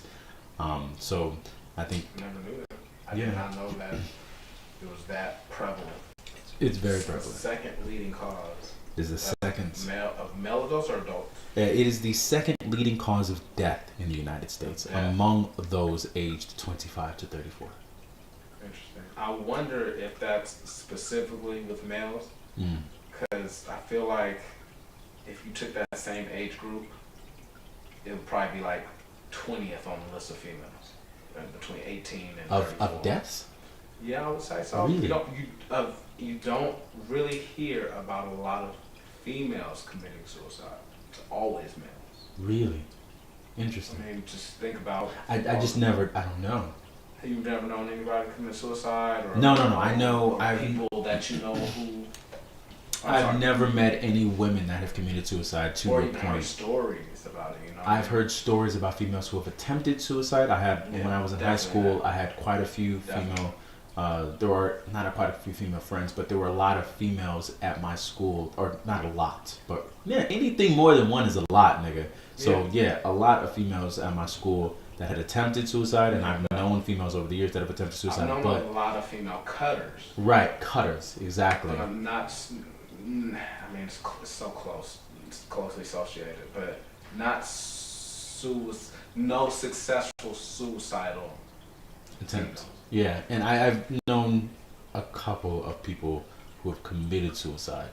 Like whenever you hear about somebody hanging themselves, they're always male. It's a male. Yeah. So the people that have successfully committed suicide in my life have been men. Yeah. So to your point, mental health is a real issue, guys. Mental health is a real thing. We need to get the word out on mental health. We need to get our people, everyone in the United States and the world who is dealing with mental health. We are all one people, man. We need to get our people some help. It's really prevalent in the U.S. right now. So. And luckily, I feel like the stigma is slowly beginning to dissipate around seeking therapy, seeking mental health in general. So there seems to be a light at the end of the tunnel. But we'll see how things play out. I know this pandemic definitely did not help at all. It actually hurt a lot of people. The isolation is not. I mean, there's a reason why they use solitary confinement as a punishment in prison. It's Right. like it's really torturous. Right. And so to do that over the course of 2 years for some people, even if it's not straight or consecutive, just to mind fuck people by, okay, now you can come out. All right, now you gotta go back in. It's It's hard. Everybody can't endure that. Yeah, not at all. And it doesn't help that now that we're in the internet age and most people associate with people online, there's less physical contact as it is between people. I think isn't good naturally for the human being. It's not at all. Like it'll give you like a sense of connection. But it's not the real thing. But it's not the real thing. It's like porn versus sex. I don't mean to diminish it at all, but it's the same thing. Yeah, no, you're right. Yeah. You're right. So it's like it's candy versus food. Exactly. Yeah. So, Exactly. but yeah, that's so we do want to take a moment just to raise that awareness and give a shout out. Our hearts are with you, Virginia King, and your family. And we wish the best for you. Yeah, definitely. Yeah. In a couple of weeks here in the city of LA, we are actually going to be hosting the Super Bowl. Yeah, man. For the NFL's 54th, maybe 55th.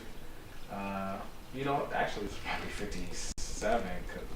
Whatever Super Bowl it is, it's in the 50s. And it's going to be here in LA, February the 13th. It's going to be featuring one of 4 teams between the Niners. There's a reason why I'm wearing this Niner regalia. Yeah, if you guys can't see your regalia, if you guys can't see Chris right now, he's all red, crimsoned, and grayed up. He looks like an absolute thug. I don't want to blow his head up, but it's pretty fly. I'm very excited. It's a dope chain, guys. About our prospects of making it to the Super Bowl this year. We play the Rams. Yep. For the NFC Championship. Whoop whoop. And we beat this team twice already this year. Yeah. Over the past 6 meetings, we beat them. Mm-hmm. That's over the past 3 years. It only takes one. And so it's looking good for us. We have a lot of momentum. We're winning a lot of games, tight games, which shows that even if the game is, we're used to pressure. We do well under pressure. Yeah. And so we'll be facing off against the Rams. One of those teams will make it to the Super Bowl, and next week with the AFC Championship, it'll be the Chiefs and the Bengals, which should be a pretty good game. This game tonight between the Chiefs and their opponent, I can't think of them now. They're losers. It's not even worth my memory or my memory space.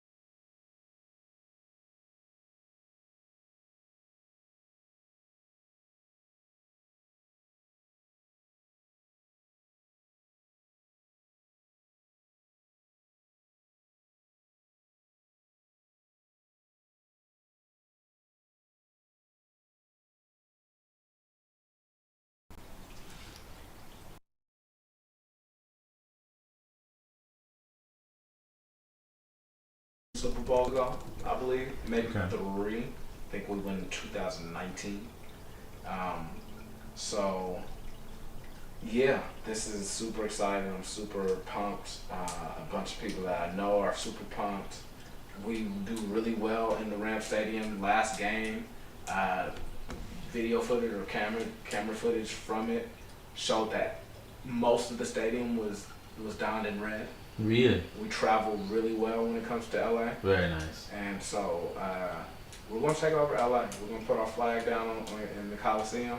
They don't play in the Coliseum anymore. Sorry, in SoFi, Yeah. claim that as our own, and then we'll be coming back to that same field for the Super Bowl. Wow. So it'll really be like home field advantage. Yeah. Right. Chris, if you guys can't tell, Chris is very excited I'm about very this. excited. He's very excited I about mean, this. and Yeah. we owe Patrick Mahomes for a couple of years. So Yeah, I got it'll play you. out quite. Well, we'll see, man. Like, I mean, you coming with it. I'm hearing predictions. I'm hearing the whole shebang. But yeah, I'm a humble Niner fan. I don't like yeah, you're humble Niner fan. it too much, but I love it. I think we got this one in the bag. I love it. I love it. I mean, yo, best of luck to the 49ers. Absolutely. You know, best of luck to both teams. We'll see how the Rams do. You know, me being in LA, my team is the Eagles. I'm an Eagles fan. We didn't do so hot. I mean, I've always been an Eagles fan, so yeah, There's a lot of y'all this is what it is. But you know, I gotta as an LA team. If I have an LA team, I gotta go for the Rams, being in LA. So best of luck to both teams. You know, Chris as my roommate, I gotta show love to the 49ers. So hopefully they do pretty well. We'll see how they do in this upcoming game. But what I'm really excited for, and what I'm sure a lot of people are excited for, is this halftime show. Yeah, that's right. You know, this halftime show is promising to be pretty dope with Mary J. Blige, Eminem, Dr. Dre, Kendrick Lamar, bruh. This is just gonna be hot. It's gonna be dope. You know, between who is this? Mary J. Blige, Eminem, Dr. Dre, Kendrick Lamar, and there's a fifth one. Who else is coming out? Snoop Dogg. And they got 43 Grammys combined between them. 22 #1 Billboard albums. This is gonna be like, I mean, we got OGs, man. We got legends, you know what I'm saying? And Kendrick Lamar has cemented himself as a legend for all time. He will be a legend. He will go down as one of the greats. Even though we're still waiting for some more music, Kendrick, but that's cool. You know, so it's gonna be pretty sick, man. Yeah, I'm pretty excited. I'm wondering what their opener is going to be. I wonder who's going to open, and I wonder what that song is going to be. They're probably each going to get like one song each. Snoop and Dre will probably share a song. Oh yeah, absolutely. You know, there is a song that all 3 of them are on, Snoop, Dre, and Eminem. And that song is next episode. No. Not next episode. Eminem's not in the next episode. Eminem and Dre are on. Nowadays, everybody wants to talk about they got something to say, but nothing right now. When they moved to lips, just a bunch of gibberish. Hey! Exactly. They forgot about Dre. Yes, sir. So they will probably more than likely play that song. They're probably gonna do that one. They're probably gonna do. I'm sure they're probably gonna do California. California knows how to party. They could pull it off. Yeah. Because Dre had a pretty major verse on that song. Yeah, but I mean it's California. And it's California. You gotta right. show. Is there an LA anthem? Maybe. I don't want to say no.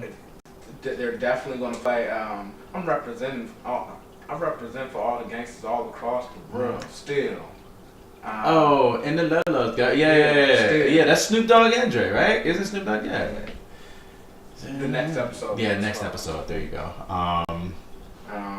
Snoop will probably do either Doggy Style, probably not Doggy Style, but Snoop will probably do Nothing But a G Thing. Nothing But a G Thing.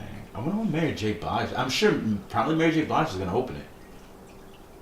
Yeah, because she's so different from all the rest of them are hip hop, so she'll probably open it, and then they'll keep it consistent with hip hop. Right. Yeah. That's how I would do it. But they might want to mix it up. Yeah, I think it's an interesting choice to bring her in that mix though. Yeah, same. You know, the NFL. There was a statistic a couple of years ago that came out. their female audience is growing like crazy. Really? Which makes sense, like. But is it their female? Like, what's the demographic? Female black or female I don't all think across it the matters. board? I think as long as you get a female on that stage, it's gonna appeal to the female. To the female. Interesting. You know, the female empowerment's big. Great marketing. You know, so. Yeah. You know, they don't care if it's a black female, white female. Latina female. Yeah. I mean, think about all the female acts that have been been in the Super Bowl halftime show over the past couple of years. But you know what might have made more sense though is maybe like California. I was gonna say like Eve or something. You know, I'm just trying to stick with the hip hop vein, but California, not only hip-hop we're vein, sticking but with. like West Coast. Oh no, she was Eve's East not. Coast. Yeah, Eve's She's East Coast, right? And So so is Mary J. Blige.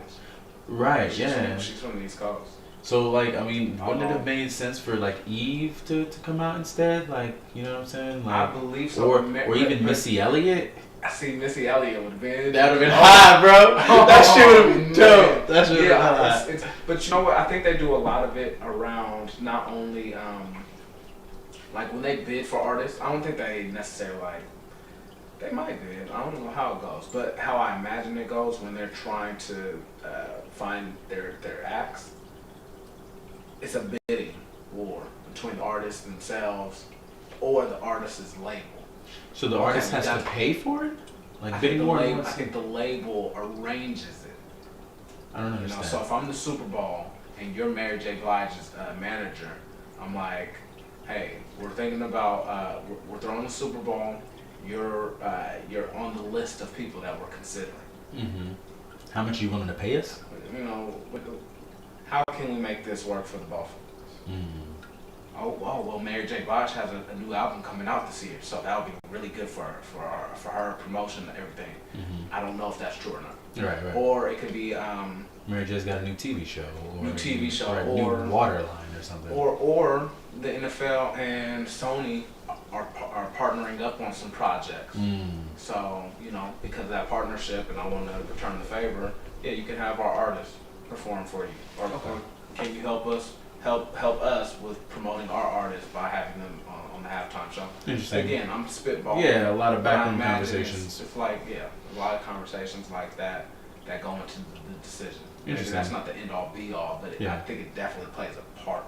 Yeah. You know, Otherwise it is random for. It's kind of random for Mary J. Blige to be in that group. I'm trying to think if any female artist would fall well into that group. Missy Elliott would have fell in pretty well. Like Missy Elliott would have fit pretty fucking well. The theme is very clearly West Coast. But like you just said, Mary J. is not. I don't. Well, I'm saying, like, are there any female on the West Coast? I don't know. Not that I know of.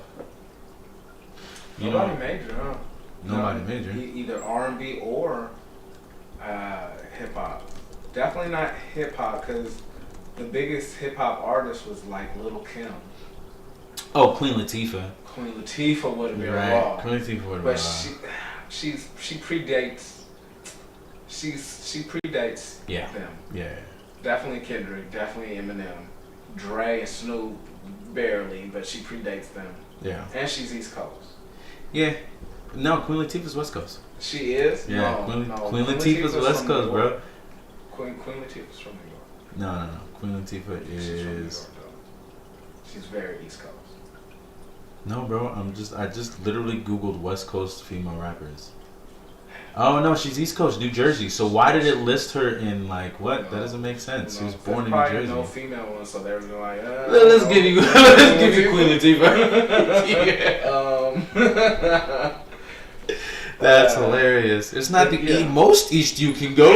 Like, so the NFL might have arrived at the conclusion, like, hey, we really want a West Coast theme. It's going to be in LA. It's going to be great. We need a female artist. Yeah. There's no West Coast people, so we got to choose from these girls. Yeah. You know. And I mean, that's not a bad, because she's definitely contemporary of Snoop, Dre, Eminem, lesser so, but you know, she's probably one of the biggest hip hop / R&B artists, ever. Female artists ever. She is. I mean, her competitors will be Missy, but I Mary J. Blige probably edges her out slightly. Yeah. I think Missy was more on the producer end anyway. Exactly. So. No, I mean she had some major hits. Major. She was revolutionary, honestly, but she didn't have. But she came, but she did Super Bowl not too many years ago, though. Right? She came out. She had a little bit of a comeback not too long ago. Yeah, I kind of remember that. Yeah. So she's out automatically for that. Right. Yeah. And I can't think of anybody else that's hip hop / R&B. Yeah. I mean, unless you guys want to bring back out Janet Jackson. But that's not. No. Janet Jackson was more pop. I agree. She's pop. Would you still look at her titties? If she if she flashed them right 20 years later, you're right. That's funny, man.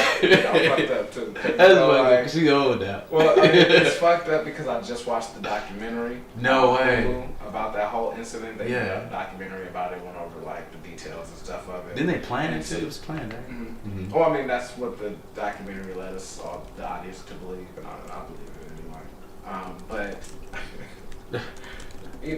20 years ago they could do and say a lot more than they can now. Politically incorrect shit. Yeah. Than they can now.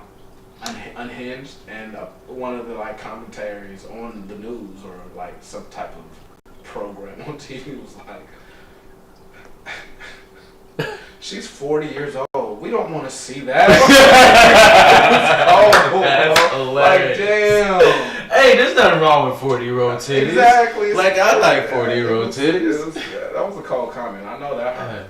That must have been. Because especially for somebody like Janet Jackson, though. Well, exactly. Because a lot of the criticism was, or the analysis. Those are 40-year-old titties. Well, nobody wants to see that. What age group titties do you want to see? Right. You want to see 18-year-old titties? Right. What kind of titties you looking at? Honestly, back then they probably would have said, with indemnity because it was cancel culture wasn't right. And then you had songs like and twins. Right. That was a pretty dope song. That's true. I missed the 90s. For real, man. For real. 90s and early mid-2000s, dude. That was the shit. Man. And this is from a male perspective. Yeah, obviously. Or that's true, yeah. A cis male perspective would be the appropriate term. But, a lot of the commentary around that whole debacle was that nice word. Thank you. Yeah. Nice word. Fiasco. Right, yeah. Was that kerfuffle? She was clamoring to be relevant again. Because there were these new artists, Britney Spears, and all these people that had taken her place as kind of the queen of pop. Right. Yeah. So so she showed her titties. So she showed her saggy ass 40-year-old. 40-year-old, even though I'm sure they were not saggy. Were they saggy? You know what? No, they look good to me. Did they? Or it was just one, right? Yeah, it was just one, and then it had a pasty over it too. Yeah, exactly. It had a pasty over it. You didn't even see a nipple. She said that it's kind of like having a belly ring, right? Where it's not necessarily for everybody to view at all times. It's kind of just for her. Excuse. But the pasty. If you had a pasty on there, you were planning to show your titty, but no, it's like jewelry. It's like wearing a belly ring, where you don't always have your belly ring exposed, but you wear it to. This is from a female perspective, but you wear it to feel sexy or whatever. Where would you wear pasties to? Stars, because it was in the shape of a star, right? It's an adornment that you put on your body to feel sexy, not necessarily for anybody else's eyes, but your own confidence. But she said that she did it on accident, and that Justin Timberlake just ripped it off on his own. She says she wore the pasty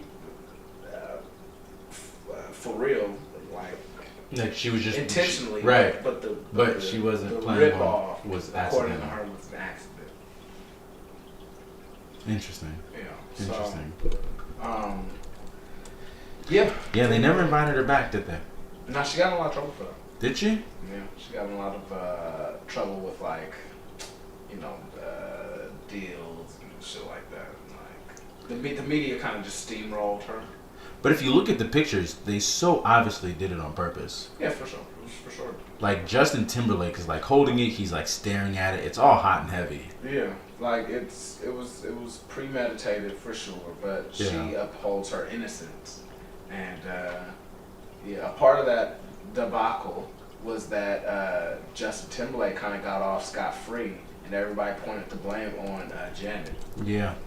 Which had some racial implications. It had some sexist implications. Like, why did, it takes two to tango. Right. Again, it was it wasn't the 90s. Oh, but it does show her whole nipple. Oh, does it? Yeah. The star was just around it. Let me see. Like, the star was just around the nipple. Like, if you look at that, Tilt your screen, please. you can see the nipple. That's the nipple. That's the whole nipple. Oh, damn. It's a big nipple. It is a big nipple, but I mean, it's being constricted, like the blood, Is that a star or is it a sun? It might be a sun. Rays of the sun. It might be a sun thing. And that's titty, though. It's a lot of titty. It's a lot of titty. It's not a bad titty. No. I would put that titty in my hand. I would let that sun warm my mouth. And nowadays, Sun-kissed. though, yeah, sun-kissed. Nowadays, you got people like Miley Cyrus who's doing weird shit like that all the time, and nobody gives a fuck. Yeah, I mean, it's a different era, and you Yeah, could it is. almost argue that Janet paved the way for young hoes like Miley Cyrus. Yeah, young do their hoes. thing. Yeah, exactly. Yeah, so shout out to Janet for Nipplegate. Nipple game, real Yeah, shit. that thing. Yeah, that's actually what they call it. Was Nipplegate. Did they really? Yeah, it's like the actual name. Has to be. Anything nowadays is gate, It's gay. right? Deflate gate. Russia Gate, Russia gate. Pizza Gate. Pizza. That's right. Right. Yeah, about pizza gate. Yeah, all kinds of shit. But I mean, I got to hold to it, man. That is a nice nipple. No, I mean, Like, you can see a little better from here. I, I don't know if I can zoom in there, but. it happened so fast Mm-hmm. that to be completely honest with you, this is my first time ever seeing The nipple? Mine too. the nipple. Yeah, because I feel like on the documentary, it didn't. I don't. My memory of the documentary didn't show all That's that. a good one. That's a good shot. I'll show you this one. That's pretty wild. Yeah. But yeah, I mean, an interesting part or dialogue in that whole story was the fact that America was so angry at the fact that their kids, or that such a untainted staple of American lifestyle. I zoomed in more. A staple of American life was tainted by this Titty? titty. Yeah. You No, know? seriously. By this like show of sexuality. Exactly. This egregious show of sexuality, Female that they sexuality. had no control over. Right. And so that was kind of, I mean, in my memory, and I was really young at the time, it was like kind of the last major push by a lot of people, at least in the media, against sexuality, Mhm. like female empowerment, etc. Because, I mean, nowadays, anything flies. You know what? There was pushback against WAP. Wet ass pussy? Yeah, There but was it was pushback weak against pushback. That wasn't really weak. Yeah, it was, it was the strongest pushback that I've seen in a long time, and Mhm. it wasn't that strong.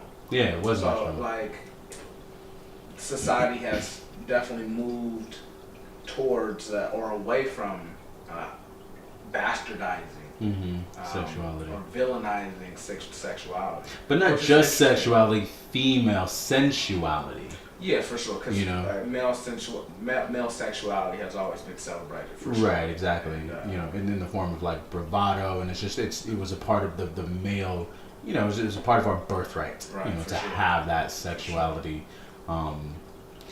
And even though, if I'm being completely honest, me growing up in this age, I feel like I didn't get to take part of that, so I'm a little jealous. No, you don't think so? No, I mean, You're sure, only yes, you're no, only yeah. 3 years younger than me.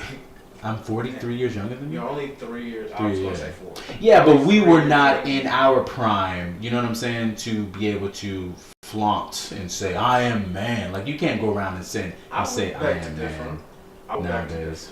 I would say because I would say that the line can be drawn. You know, it wasn't. I feel like it wasn't gradual.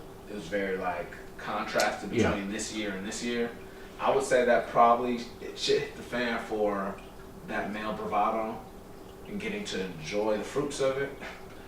Were probably. And is it wrong to say that I would have liked to enjoy the fruits of it? You know what I'm saying? Like, I don't know, dog. Right, but no comment. Right, you know what I'm saying? Right, Right, because it's a treacherous conversation, right? It is. It's a slippery slope because you know, because where do you draw that line between what is appropriate and what's inappropriate? You know what I'm saying? Because obviously there is a line like, okay, that's a no go. Yeah, that's 100%. fucked up. You know. And I know that you said that at least partially tongue in cheek. Yeah, exactly. Yes, yeah, and mainly facetiously, but exactly, you know, yeah. Exactly. So, but yeah, I would say we're not moving in a terrible direction in terms of there being more of an equal playing field in terms of expressing your sexuality. It's not that you can't express your bravado and sexuality. Well, now hold on, because you know if you do, I think there is to a point nowadays where if you know it's almost gotten to a point where if you do express your own bravado, if it's not seen in the appropriate way, well, then I think it's that's like the thing. It's like you know you there's a can lot of still do pushback it. You against just can't being. fucking. You can have the pussy, you just can't take it. You know? Just don't take it. Right. Yeah. No, and I didn't even mean like that, but no, yeah, absolutely. I'm exaggerating. Right. Yeah. But like, you know. I just meant like flaunting, like being a man, because being the definition of a man nowadays is very different. It's under attack, but it's also very different than what it was 10, 15 years ago. Right? Because being a man wasn't, being a man was tough, no emotions, being, and then not necessarily taking the pussy, but being a commander of the pussy, you know what I'm saying? And it was cool to be, to have 3 or 4 girlfriends and whatever, it was all that stuff was, and a lot of toxic masculinity, a lot of toxic masculinity, but. There was, being tough, was a part of being a man. And, 100%. Nowadays, you can't necessarily be tough. You can't specifically that portion about being a man, but that being tough, without, I think that's being attacked a little bit. Yeah, I mean. Without it being seen as toxic masculinity. Yeah, exactly. Right, exactly. And there's aspects of that are good, and there's aspects of it that are more like neutral. Now, it's hard for me to say right now without really reflecting on it deeply that it's bad, because like I said, I think the equalizing of the playing field is a good thing in general. Yeah. I don't think that it's necessarily bad to be super masculine these days. Right. Unless it's accompanied by masculine toxicity. Toxic masculinity. You know what I mean? If you're hella masculine but you're appropriate with people and you're not, I think it's still okay. It's not maybe celebrated as much, but it's not bastardized. But what is different now is that a man who is much more feminine, so to speak, can also be as successful or as glorified these days. And that's a good thing. Which is a good thing. That is a very good thing. I I definitely agree with that. Like, they get more play these days. Right, yeah. You don't gotta be a macho man then.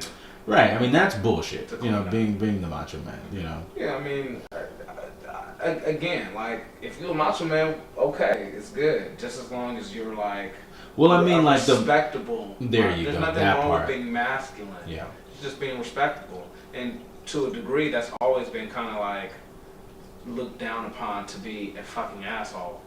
It maybe wasn't called out as much, but nobody really liked the asshole. Right. The asshole. Yeah, exactly.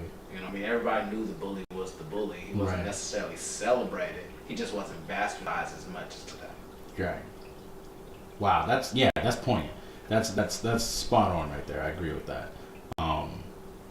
Yeah, and I did say very, very tongue in cheek. The whole masculinity thing. I do think that there is a part of like masculinity that is kind of being attacked, but I also definitely believe that it is much better for both men and women nowadays with the clear definition of what a man should be, and also like you said, the even playing field.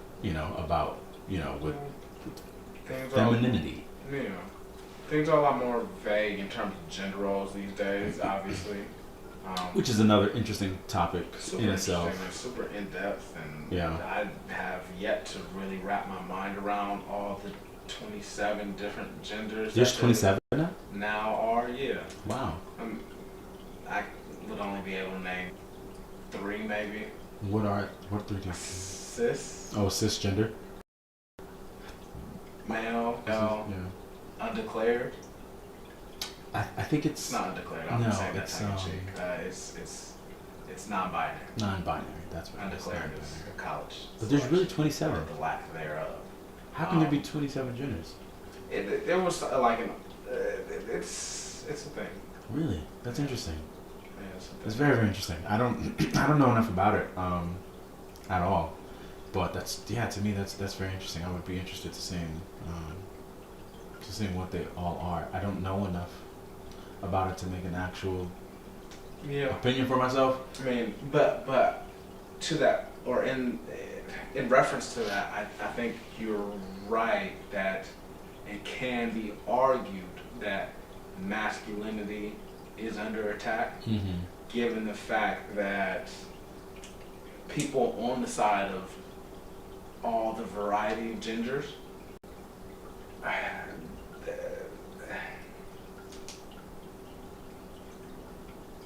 and this might just be my perspective. Yeah, and I appreciate that you're choosing your words carefully. Yeah, for sure. Because that's exactly how I feel. Yeah, this is just my perspective, and this is definitely,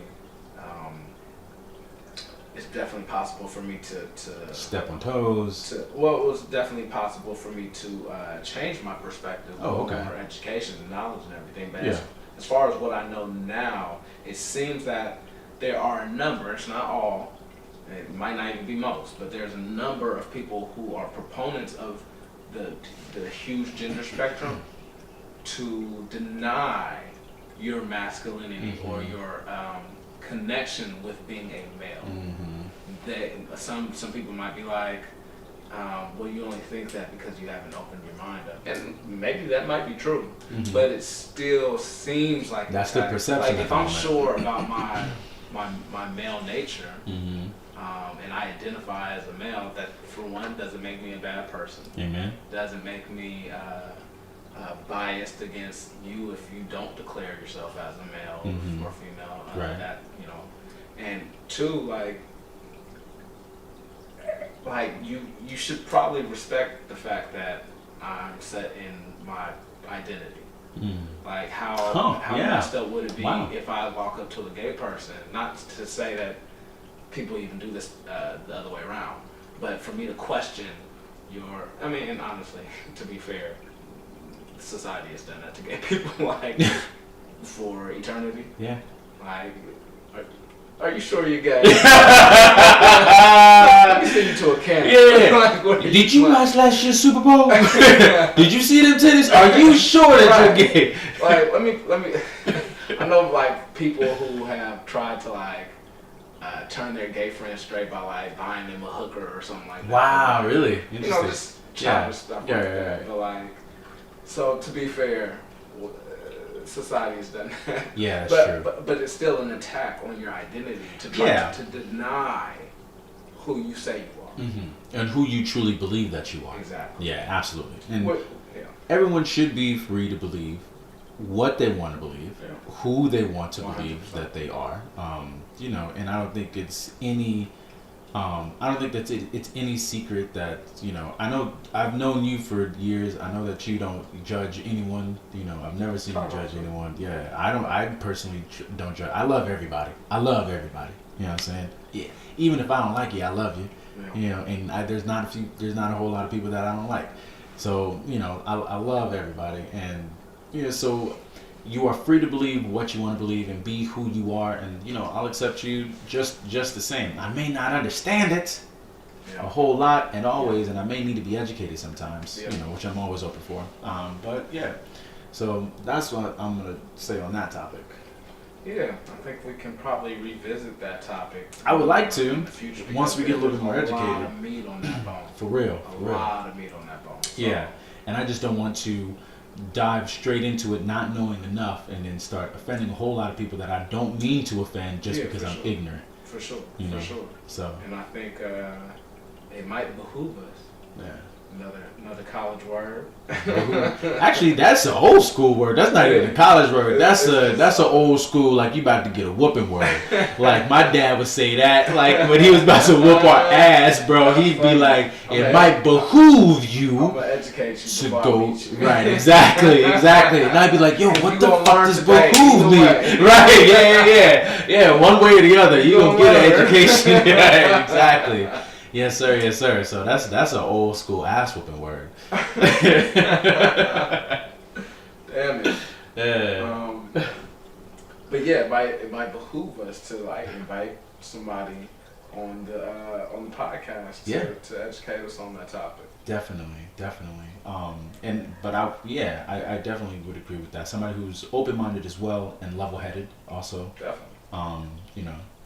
I mean, in all honesty, I don't even care if they're level-headed, you know, because I want to take a random sample size of that community and just to try to come to an understanding whether they're level-headed or whether they're not. Okay. I'd almost rather the extreme end of the spectrum, just so I can get a taste of that, and maybe later on I can get a more even-headed side of the spectrum.